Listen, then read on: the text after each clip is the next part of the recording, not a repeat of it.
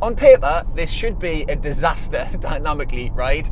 It's a long Volvo estate with a diesel engine, it's front wheel drive, and it's got an automatic gearbox. You should not enjoy driving this thing at all. Surprise, surprise, no kiss, no touch, no surrender. So we're looking at the Volvo V60 here, which is a mid-level Volvo estate and therefore, in theory, the very essence of what Volvo is all about. If you go back far enough, the V60 here used to look like this, which is still the image that many people conjure up when they think Volvo estate.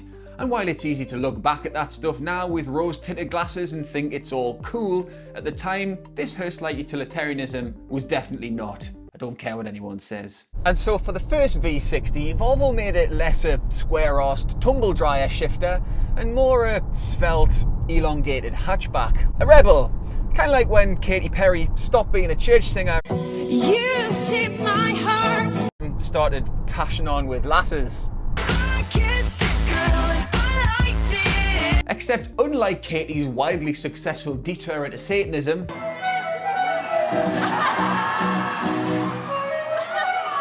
mostly, the V60 became neither one thing nor the other, because aside from not being the most practical medium-sized estate, it wasn't actually that good to drive. But praise Jeebus, because this time Volvo's remembered its core principles and made the V60 massive. Probably do the boot first then, eh? So at 529 litres, rising to 1441, it's a good 25% bigger than the outgoing V60s. It's the biggest in the old compact executive estate class, which is a class of these here, the sort of thing that the V60's priced against. That's the other thing about modern Volvo. Thanks to the dawn of the SUV and Volvo's unique embracement of the concept with no less than 3 brilliant ones lately, the company has finally pulled its image upwards, literally and non-literally, and in a very stylish way. The V60's cabin is to all intents and purposes lifted from Volvo's eponymous SUV, the XC60. And because that happens to be one of the best mid-sized SUV cabins in the world, so too is this one of the best medium-sized trees. So too is this one of the best estate ones. It's the Apple school of design, if you like. Uncluttered, sophisticated, and in my view, the best of all of these. If it was a retail concept, it would be more Michael Kors and less Michael Ashley. Which is subjective, of course, but in pure functionality terms, it is hard to argue against Volvo's touchscreen infotainment system, which is the centerpiece of the whole design. I've said this before and I will again, right? But this is one of the only proprietary in-car touchscreens that's actively enjoyable to use. All the others rate basically on a scale between passable and malfunctioning. But back to the real functionality that's important here, the V60 is back to being a proper estate, a load lugger, a cargo carrier, a stuff stuffer? Actually, if you could write some more names for an estate car in the comments below, that would be really doing car journalism a big favour. Thanks. It's big and practical, basically. And that space has to come from somewhere, obviously, so it is a little bigger than the German stuff. So aside from the outright literage at the back, there's good cabin space. 5-6 footer stuff, as long as the 3 in the back are quite skinny. But of course, the majority of Volvo's collective brain box has gone into the boot stuff. There are nets and straps and hooks, and because the V60's boot is it's so deep.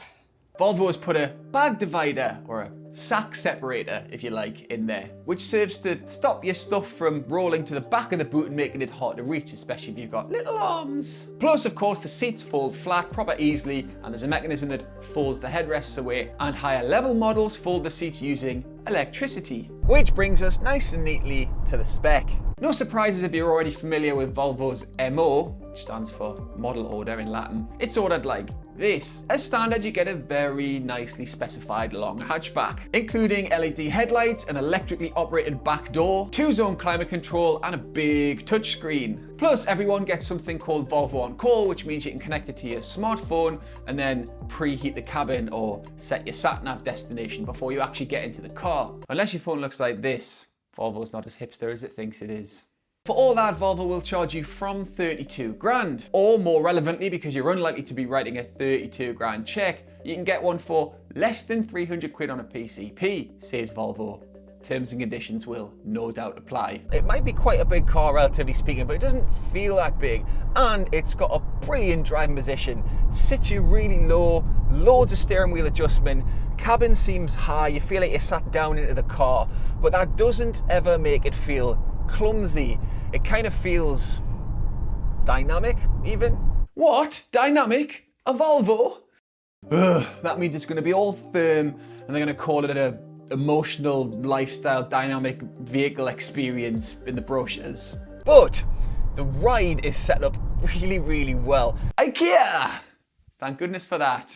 So it's quite softly sprung. It's really good at sort of soaking up the road. It has that same sort of relaxed ride quality as the SUVs do, but it doesn't have quite as much lateral body movement, so it stays comfortable, but it also feels more planted than they do and feels a bit more involving to drive. Even cars without adaptive suspension have optional driving modes. Basically, comfort at one end and sporty at the other, but to be honest, it's kind of a bit pointless because all it really does without the adaptive suspension is make the steering wheel a little bit harder to turn.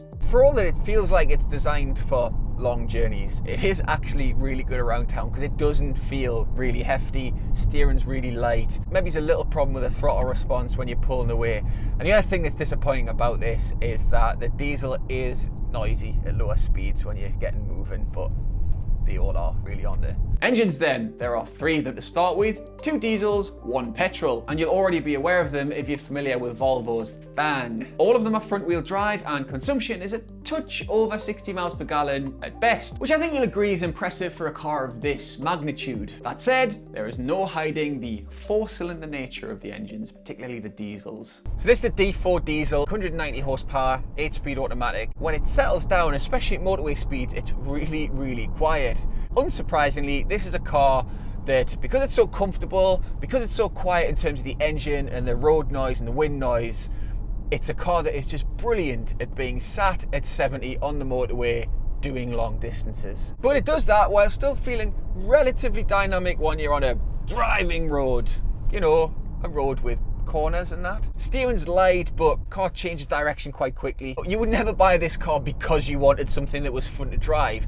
So it kind of feels like a bonus that when you get onto a road with a few corners, it does feel fun to drive. And another bonus, albeit a more expected one, is that it is flipping safe. It has moose detection, obviously, and a bit less usefully, it has cyclist and other vehicle detection too. And it'll slap the brakes on itself if it thinks you're going to hit one of those things. It'll also help you steer away from them if necessary. And it'll steer itself on the motorway too, thanks to something called pilot assist. Although, as with all these systems, you do have to keep your hands on the wheel while it's doing it, which kind of makes it a bit self-defeating, like a pedal-powered wheelchair.